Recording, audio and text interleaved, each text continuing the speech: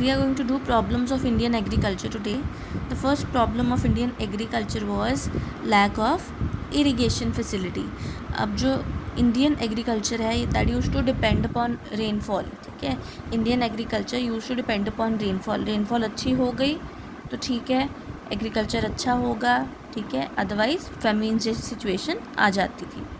Next, small and scattered holding. Small and scattered holding का मतलब होता है ज़मीन छोटे टुकड़ों में बटा होना. ठीक है, बहुत छोटे छोटे हिस्सों में ज़मीन का बटे होना. अब देखो ये बहुत सारे पार्ट्स हैं एक ज़मीन के.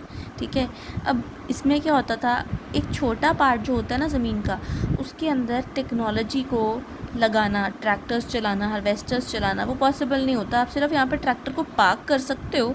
You can not use modern techniques on this. So ये एक बहुत बड़ा नुकसान होता था स्मॉल एंड स्कैटर्ड होल्डिंग्स होने का, कि आप टेक्नोलॉजी नहीं लगा सकते थे. नेक्स्ट है डेफिसिट ऑफ इंस्टीट्यूशनल फाइनेंस. अब जो लोग थे उस टाइम पे वो नॉन इंस्टीट्यूशनल सोर्सेज के पास जाना ज़्यादा बेटर समझते थे. साहूकार हो गए, ठीक है, वहाँ पे वो लोग जाना ज़्यादा पसंद करते थे रादर देन कि वो लोग एक इंस्टीट्यूशनल सोर्स यानी कि बैंक्स के पास जाएं. बिकॉज उस टाइम पे लोगों के मन में ये डर था कि जो बैंक्स हैं वो आपकी अपनी प्रॉपर्टी को हड़प लेंगे. बहुत फियर था उस टाइम पे लोगों के मन में रिगार्डिंग बैंक्स. मोरओवर बैंक्स भी उस टाइम पे एग्रीकल्चर को लोन्स देने के लिए थोड़े रिलक्टेंट रहते थे. ठीक है, नेक्स्ट है कन्वेंशनल आउटलुक. कन्वेंशनल आउटलुक का मतलब होता है पुराने तरीके यूज़ करना. ठीक है, कन्वेंशनल आउटलुक मीन्स पुराने तरीक़ों को यूज़ करना. पेस्टिसाइड्स नहीं यूज़ करना, फर्टिलाइज़र्स नहीं यूज़ करना, हाथ से काम करना.